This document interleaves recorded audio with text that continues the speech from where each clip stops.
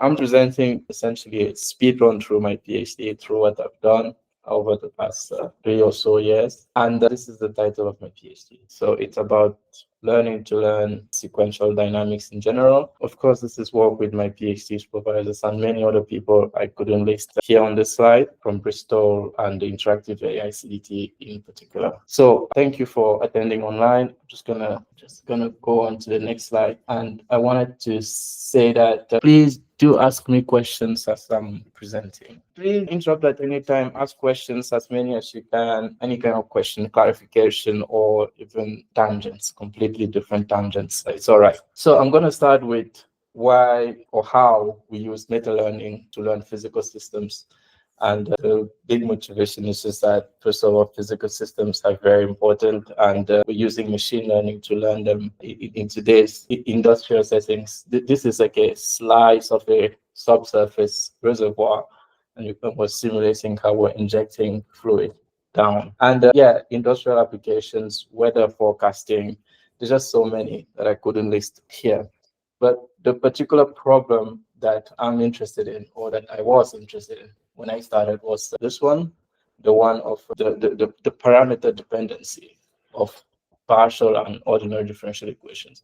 So we see this simple ODE here, the simple pendulum. The equation is classic, but the gravity, J here, that is in red, it impacts the behavior of the system, and the frequency of oscillation, for instance, very dependent on the gravity. In the Lotka-Volterra predator-prey system, the limit cycle, its amplitude is very dependent on the predation rate beta and the delta as well. So when whether we're using machine learning to simulate these systems, or whether we're using traditional methods, it's always important to have the system be aware of these parameters, so that we don't have to redevelop a new software from scratch just because we changed the gravity, or we don't have to retrain a new model from scratch as well.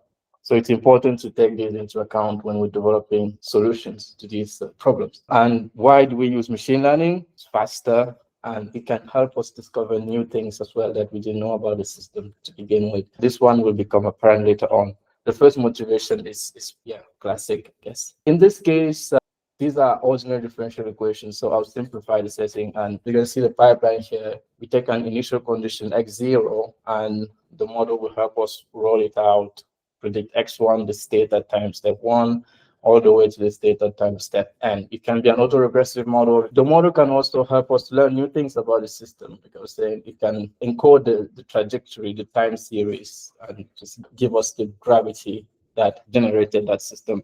So these are two applications of models that we're going to see in these presentations. And I want to motivate a little bit meta-learning now, and I'll start with the neuroscaling laws. I think this is back in 2020. We saw this neuroscaling law from OpenAI.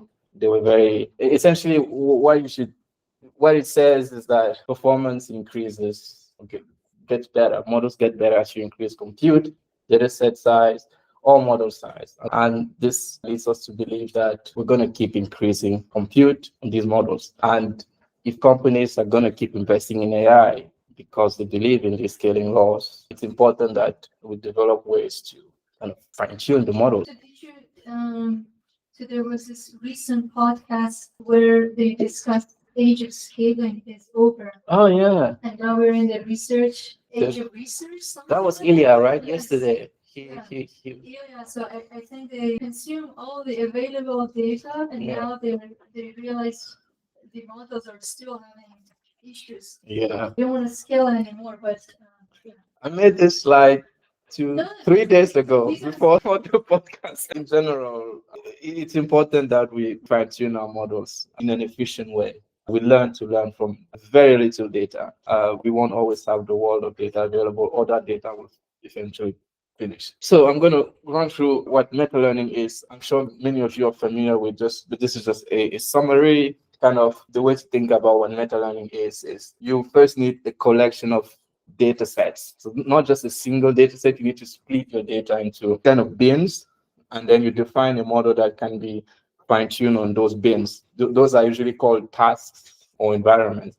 But I'll get back to that later. And then you meta-train the model. Meta-training essentially means you're learning to learn on a new task. I mean, you're learning by leveraging shared knowledge across all the tasks. You're learning something that can be easily fine-tuned and adapted to a new task, essentially. And and then there's the meta-testing phase where you get an unseen environment, a task, and you need to make sure that your model performs very well there as well, quickly. That's the key word there. In physical systems, when I'm talking about physical system, I'm going to be using the term environment a lot. An environment essentially just means one of those tasks, like a new gravity value, for instance, for the simple pendulum. So if you're on Mars, you get an environment because it has a different gravity.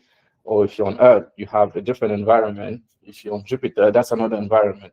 And when we're doing meta-learning on physical systems, what we want, the main thing we want is essentially to be able to fine-tune or to adapt the model with a single trajectory to a new environment.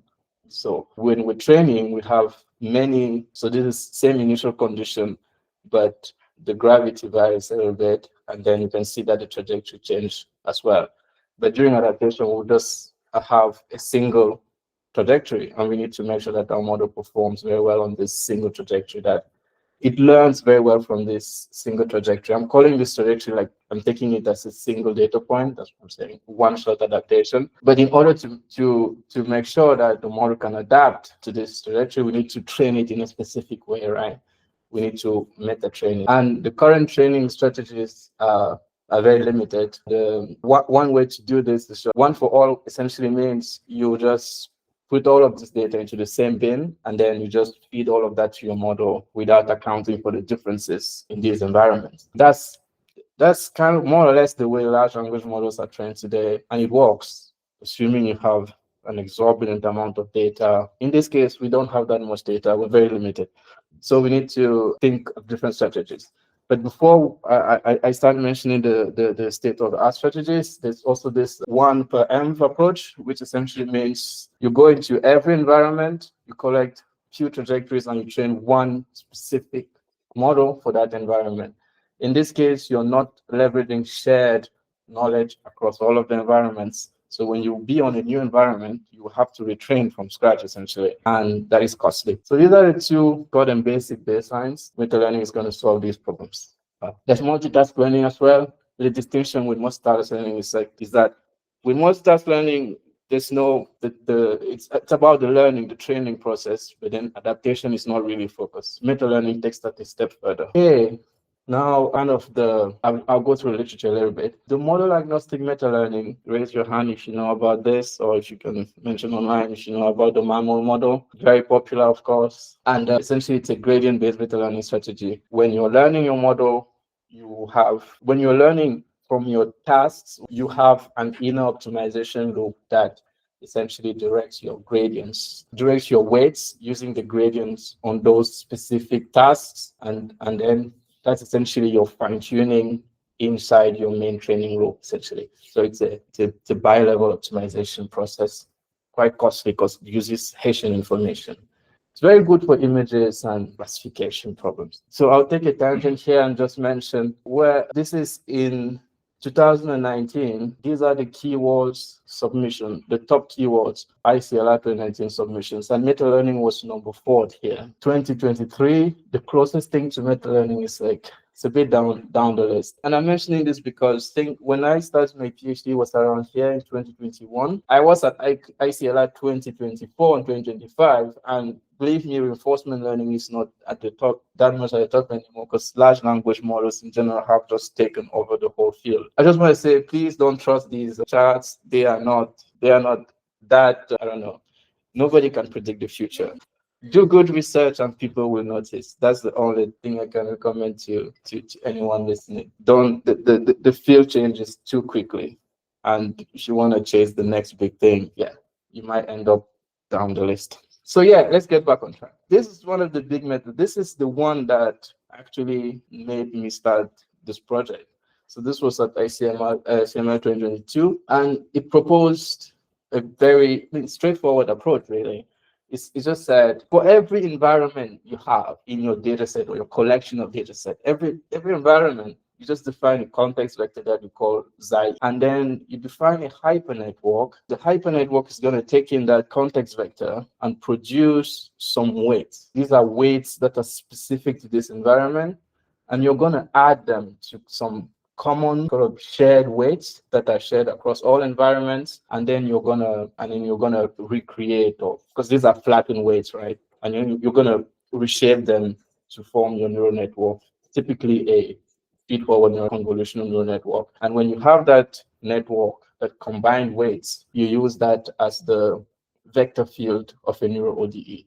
And a neural ODE, essentially, just clarification, a neural ODE is a differential equation that has the vector field is a neural network. So this is your vector field here, common weights plus this is the delta theta E here. Think of it as a shift, or how by how much should I change the weights of the common weights for the vector field to be great at this new environment. It performed very well, but I thought it had some limitations. First of all, the hypernetwork, the optimization landscape is just terrible and messy. It's very costly as well, because if you increase the context dimension by just one, you're adding the number of parameters to learn in the hypernetwork. You're adding E essentially. So because this is typically linear, so it'll be a matrix of xi e d of this common weight. So essentially, it's very costly, parameter inefficient, and everything. There was this other method that came out. Wait, sorry, can you go back? I'm trying to still understand what is the problem that we are trying to solve here. What is exactly the problem setting? Can you describe that? Because at the beginning in your first slide, it was a streaming data. So is it like a one-step prediction in streaming data in physical model that have periods into them, or is it? So what is it exactly? Okay, I'm going to clarify that. Thank you. It's a great question, actually, because I didn't exactly mention what we were learning. I just mentioned it's a neural ODE, but I think I should add. So going back here, you can see the simple pendulum here. This is a neural ODE, and I'm thinking this is the thing we're learning here, the right-hand side of this equation. And the right-hand side depends on the gravity J here, right? So what we're doing is that we're just parameterizing this whole right-hand side as a neural network, and we are integrating the system. Given an initial condition, we're integrating it forward in time using a traditional neural differential equation solver that is differentiable. And we get a trajectory, and we compare that trajectory to the ground truth trajectory that we have in the data set.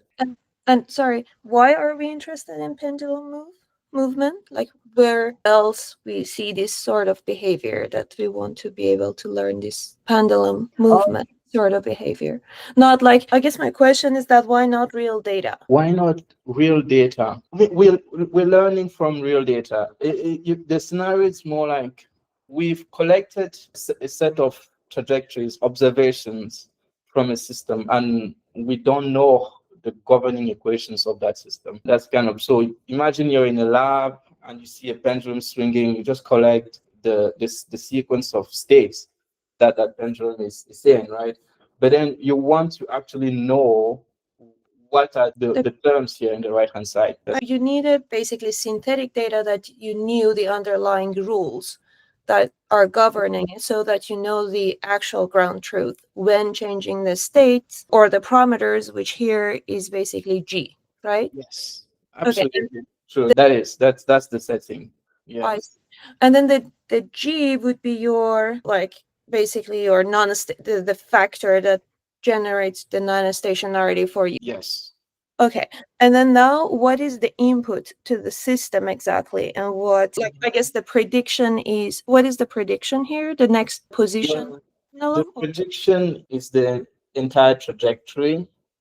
So the input is the initial state of the system. And you demonstrate it with XY only, like in the space, or what are the features? Pardon, go again. I didn't get you. I guess my question is, what are the features of the input? Is it just X and Y, or yes, there are more? In this case, for the simple pendulum, I wrote here the features are the angle alpha and the velocity. velocity. In the Lotka-Volterra system, it's just the amounts or the concentration of predators and the concentration of prey. Oh, so okay, the input is angle and the velocity, and the output is the position or next step position? Yes, the angle and the velocity at the next time step. All right. Yes. Okay, got it. And then one more question I had here was that here I didn't understand what are these two models. You're saying the first model is one can be multi-step prediction, and the next. Yeah, can you describe these two models? Yes. So the first model is a trajectory prediction model. You give it an initial condition and you roll it out essentially step by step, and it produces an entire trajectory of states. The second model is more like it's an encoding model. When you see a trajectory like that, you want to encode this trajectory to learn something useful about what generated that trajectory. To generate the underlying parameter, you're saying? Yes. Why couldn't we have both models together? That's actually the contribution here, actually. One of the selling points I was going to say later on is that our model, one single model, allows you to do these two things in a single model. I'll get to that. Do you have any other question? Oh, me? Yes. No, now many things are clear, but if you go back to your solution slide that you were describing, I might need some clarification over there to understand too. Yes, I'll get to that and how we essentially get the two models into a single one, saving lots of. Yeah, thank you. But if you go to this slide that you were describing here, so here, what is pi exactly? So pi, the set of all parameters that you're gonna fit. Oh, so we also learn Xi. Yes, Xi is typically initialized at 0, which is very important actually. This is that first model.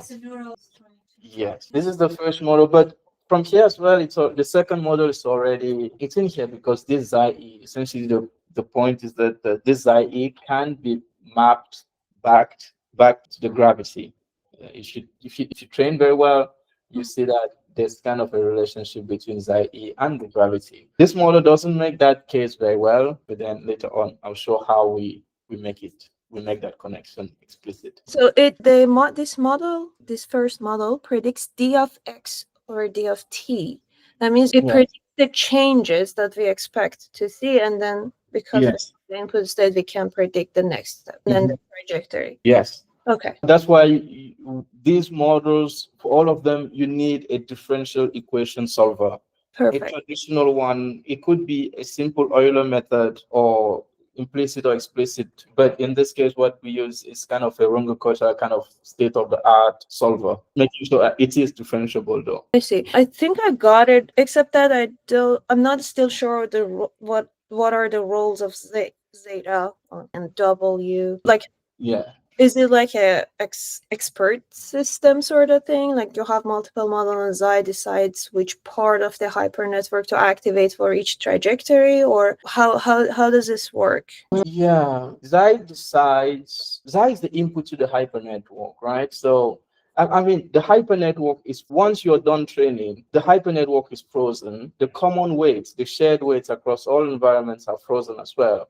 The only thing that you would change for each environment that you encounter is the Xi. So if you have a good hypernetwork, it will learn to map to some new weights. And at test time or during adaptation, you are fine-tuning. You're still fine-tuning Xi using gradient descent. So you're learning and you're optimizing the inputs of the network, of the hypernetwork, rather than the hypernetwork weights themselves. So the way I understand it, so let's say that Xi is the gravity for 1 second. Yes. So when you have some new inputs, you're trying to understand that underlying G and give you the later on when you do the prediction. Yes, that's the setting. Yeah. Is that a bit clearer, Farzan? Yeah, it is clear, but I'm wondering if I guess it's fine because we learn Xi too.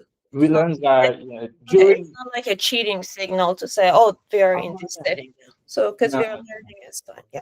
We're learning it and we initialize it at 0. And which is actually in contrast to other methods, because this one is at 0. The next one initialized it at a kind of a mean across all that you encounter in your meta training set. And this is the next one. This is taken directly from the paper here.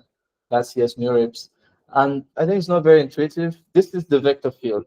This in light blue, that's the vector field. And it's a feed-forward neural network here. Think of it like that. Layer 1, layer 2, layer 3, layer 5. What you do, and this is the input U.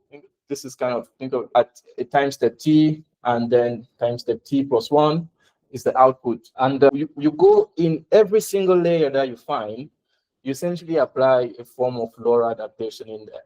So you introduce a context vector C. That's the previous ZAG that we encountered in the previous method. These are then you essentially add a sort of low rank adaptation, a matrix. You learn a matrix L for that layer, a matrix B for that layer, and then you multiply those essentially by the diagonalized C, essentially the context vector. So basically, the way I see this is both of the approaches are trying to grab the original W. Yes. And here they're trying to doing it with this low rank approach, and the other one had this hyper. Yeah. That's its weight perturbation What's essentially. Z is an equivalent to U. No, it's the input at the layer. Okay, so it's the Input. I think the intra representation of the layers for each input U, right?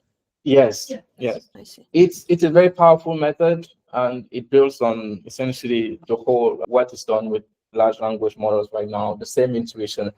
The only difference is that in LLMs, and there's no context vector here in the middle. Usually it's just A times B, right? And you have the contractor along a dimension of size R, a low dimensional size R. But here, C is of low dimension as well. So you're multiplying it by a really small, tiny matrix, and then you're expanding it again with B. It's a very powerful method, works very well. And now I'm going to present, I don't know, I don't have that many problems with this method. It's really great. But it also plays in weight space as well. The only thing, I implemented this, and you can really only do this, I think, with 3-4 neural networks and convolutional neural networks. Even the authors haven't gone farther than that. It's difficult to do this if your vector field is a transformer, for instance. Having to implement this operation for every single layer or for every single block, it's just very, very complex. So we decided in the approach that we proposed is that we wouldn't perturb the weights, essentially. We wouldn't perturb that. We would essentially have a setting like this. We have the same context vectors that the other methods have introduced, but then that's the first step. And we essentially concatenate, essentially we have two inputs to the vector field. We have the state X at normal, it should normally be, and we also have a context vector. That's just it. It's just very simple. The thing is, if you just do it like this, it doesn't work very well. It doesn't work as well as the other methods. So we have to do something more. What we decided to do is to perform another step here. We do a Taylor expansion of this vector field around other context vectors that we find in the meta training set. And remember, all of these context vectors are initialized at 0 at the start. They're all 0. Then when we're learning, we're not using the vector field directly. We are doing a Taylor expansion of x xi e around xi j. And and if the order of the Taylor expansion is 1, it's very straightforward. So the original vector field was just f at xi e. What we do here is that we take f at, and then we multiply by the difference between those two. So what was the motivation for this? So is this a way you're trying to say I'm actually linear in this localized region? Yes, that's the first motivation. Is that if we are linear, then this is an inductive bias, right? Because I'm going to go back to the original slide again, because I think it helps a lot. When we look at the gravity term here, this term is with respect to the gravity. So when we're learning the context vector, which is essentially a proxy for this gravity, we want to enforce this inductive bias as well, that, okay, there's some structure in this space. And we do that with the first order Taylor expansion in this case. It does just that. If the system wasn't linear, and let's say it was quadratic, you just increase K by 1, or like you have a second order Taylor expansion. You don't know this at the start. So this is kind of a hyperparameter you set at the start. What we found is that when you set k equals 2, usually you solve essentially all problems. Essentially, I've had to set k higher than 3 in just a few scenarios. That's when the vector field is really, really nonlinear with respect to the context vector, so the underlying physical parameter that you're trying to kind of learn a proxy of. So yeah, that's it. So there's some linearity there that you're trying to enforce. You're telling the network that there's some structure in that field. You're regularizing the loss function, because you can imagine there's this term that we're adding here. Essentially, a term like this is going to appear in the loss function, and we're trying to kind of set it to 0, because you have this term which is essentially the same. I mean, they are the same term. It's a different environment, but when we will get to xi j, we will do a Taylor expansion of j around xi e. So we will have this term back. And in the end, we essentially want this term to be 0 if we want to recover this, right? And which means we want these two terms, like we want xi e to be extremely close to xi j. We want all the xi's to be essentially the same thing, which implicitly makes sense because these are the same dynamics. These environments are very close to each other when we are sampling. I'm going to show you one example. With the load type Altera system, we sample environments. These are environments that we know about. This is a grid, 3x3 grid. They are very close to each other. And we're telling the model essentially use this proximity. Another way of viewing it is that you just don't want this term to be xi e minus xi j to be 0. You also want the gradient to be 0. That's one way to set this term to 0. And if you set that, and if you set the gradient to 0, what you're saying is that you're kind of regularizing. It's another way of regularizing the loss function or the vector field as well. I think I can go into that later on more on the next slide. When you do things like this, you're generating multiple candidate trajectories, and you can use those candidate trajectories for uncertainty estimation, which works very well in practice. There's some more interpretability, because you can, when you do things like this, you can easily map the context vectors back to the gravity. I'll go into that a little bit later on. And it's extremely easy to compute terms like this with today's automatic differentiation engines and all. So just to summarize, this is kind of the pipeline of the way the model works. You have, say you are currently dealing with the environment E. You're learning, first of all, the shared weights of the neural networks, the underlying neural network, and then the input neural network, the vector field. And you consider every other neighbor, including xi e. It's a neighbor to itself. Could say that. And you do a Taylor expansion here around these context vectors, these neighbors. It gives you many different candidate trajectories, and then you compare all of these to the single ground truth that you know, like from the synthetic data that you generated. So it will go on. Have you tried it when the target is also noisy? Because right now in the problem, we don't have noisy targets, and I think it will work well. It But I'm not does. Well, I think this is slide. It's not. Yes, when the target is noisy, it works. It's not, but there's not. In the original paper, you see some experiments with, this is the paper here down here below. You will see some experiments with noisy trajectories, and it works very well. Is there a specific reason why you suggested that? based on what I've done so far in even linear cases. And there, like for example, when you have heavy-tailed non-stationary noise versus like a normal noise or less amount of noise, and like you have drifts in your parameters, for example g here, so this becomes very hard to adapt properly in a very sample efficient way, because we don't have how much of it is a data. So when we are dealing with noisy targets, I expect things to probably become harder and these approximations not be that true for. Yeah, that's very insightful actually. It does get harder. I would say it's robust to noise, but you can clearly see the degradation with the amount of white noise that we add. Essentially, performance does degrade. It would be really interesting to talk to you further and just get some more intuition in the heavy tail. So have you two connected? No, we're going to talk. I think we said like when you come back from. Yeah, come back next week. Yeah. That would be an interesting future direction Yeah. to be able to talk to deal with the noise. That would be great. Okay. Well, thanks for the questions. Very insightful. Yeah, I think I was at the point where I was saying during the meta training phase, this is the meta training losses. So we don't have environments. These are the environments that all in domain, essentially in distribution. I mean, the training loss is actually usually a bit higher than the one that you would have if you didn't do the Taylor expansion like we did, because there's that term in the loss function regularizing that we're trying to set to 0. But when you are adapting, this is where you get real performance. Adapting on new environments that you've never seen in the past, you get like orders of magnitude better performance. So yeah, that's where the benefit is. And this is the code. So there's Joel Jackson code for this, and I specifically made this in PyTorch to make sure that it was very reproducible. So please check that out. It works as well with neural operators, not just neural. So if you're learning kind of a periodic kind of PDE with a PDE periodic boundary conditions, like here with the Navier stocks, and you use a Fourier neural operator, you can add this you can expand it and add it as a channel to the lifting operator in the Fourier. The first layer, I kind of forgot a bit how it works exactly, but you add that as a channel. And you keep doing you do the Taylor expansion just as you would with the Neuro ODE, and it works very well. Does it work since it works better? It adapts better than the other methods, essentially.